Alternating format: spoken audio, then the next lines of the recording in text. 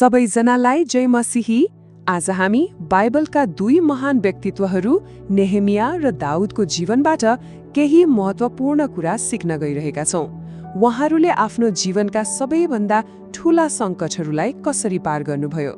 आउनुहोस् उहाँहरूको विजयको पछाडिको रहस्य के रहेछ सँगै पत्ता लगाउँ।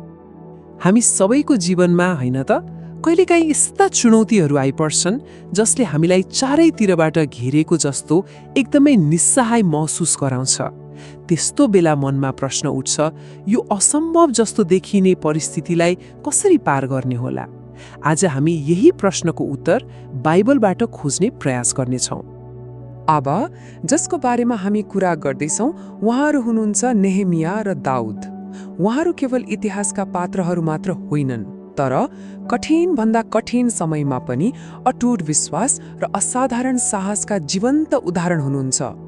उहाँहरूको कथा वास्तवमा सङ्कटमाथि विजयको कथा हो। हेर्नुहोस् न, नेहेमियाको अगाडि भत्किएको सहरको पर्खाल पुनर्निर्माण गर्ने चुनौती थियो भने दाउदको अगाडि गोलियत जस्तो विशाल योद्धा। परिस्थितिहरू फरक थिए, तर चुनौतीको आकार उस्तै थियो, असाधारण रूपमा ठूलो सङ्कट। त्यसो भए उहाँहरूको सफलताको साझा सूत्र के थियो त? उहाँहरूको सफलताको पहिलो र सबैभन्दा महत्त्वपूर्ण रहस्य थियो अडिग रहने शक्ति। यही नै उहाँहरूको हरेक विजयको जग थियो। उहाँहरू दुवैले एउटा आधारभूत सत्यलाई राम्रोसँग बुझ्नुभएको थियो। साँचो विजय बाहिरी परिस्थितिमा होइन, तर परमेश्वरको वचनमा स्थिर रहनुमा छ।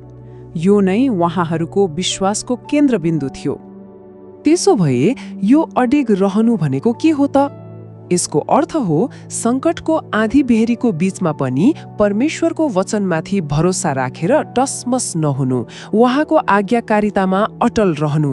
यो डरको अगाडि झुक्नु होइन, बरु विश्वासमा झन बलियो भएर उभिनु हो।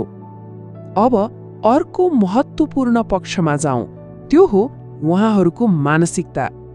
उहाँहरूले खतरालाई कसरी हेर्नुभयो र त्यसको सामना कसरी गर्नुभयो। यो कुरा एकदमै महत्त्वपूर्ण छ। जब शत्रुले उहाँहरूलाई धम्की दियो, डराउन खोज्यो, उहाँहरू त्यसबाट पछि हट्नु भएन, बरु एकदमै धैर्य भएर आफ्नो लक्ष्यमा ध्यान केन्द्रित गरिरहनु भयो। उहाँहरूको साहसको बाटोलाई हामी तीनवटा सरल चरणमा हेर्न सक्छौँ। पहिलो, डर छ भन्ने कुरालाई स्वीकार्नु। दोस्रो, त्यो डरलाई आफूमाथि शासन गर्न नदिने निर्णय गर्नु। र तेस्रो, त्यही विश्वासका साथ साहसपूर्वक एक कदम अगाडि बढ्नु। अनि यसबाट के देखिन्छ भने उहाँहरूको साहस त्यत्तिकै थिएन, त्यसको पछाडि एउटा ठूलो उद्देश्य थियो। बाइबलले सिकाउँछ कि डरलाई साहसले सामना गर्दा मात्र परमेश्वरको योजना सफल हुन सक्छ। त्यसैले साहस ईश्वरीय सफलताको लागि एक अनिवार्य शर्त जस्तै हो। तर प्रश्न उठ्छ, यस्तो अटुट विश्वास, यस्तो अदम्य साहस आखिर आयो कहाँबाट त? के थियो त उहाँहरूको शक्तिको त्यो गोप्य स्रोत? आउनुहोस् पत्ता लगाऊ। कुरा के हो भने उहाँहरूको बल त्यत्तिकै आएको थिएन। यो त्यस्तो चिज थियो जसलाई उहाँहरूले जानी जानी निरन्तर प्रयास गरेर विकास र निर्माण गर्नुभएको थियो। उहाँहरूले आफ्नो आत्मिक जीवनलाई सधैँ बलियो बनाइरहनुभयो। उहाँहरूको आत्मिक रणनीतिका दुईवटा मुख्य आधारहरू थिए। पहिलो, आफ्नो आत्मिक बललाई निरन्तर निर्माण गर्दै लैजानु, र दोस्रो, प्रार्थनाको शक्तिमाथि पूर्ण रूपमा भरोसा राख्नु। सङ्कटको बेला आफूलाई सम्हाल्ने तरिका यही थियो।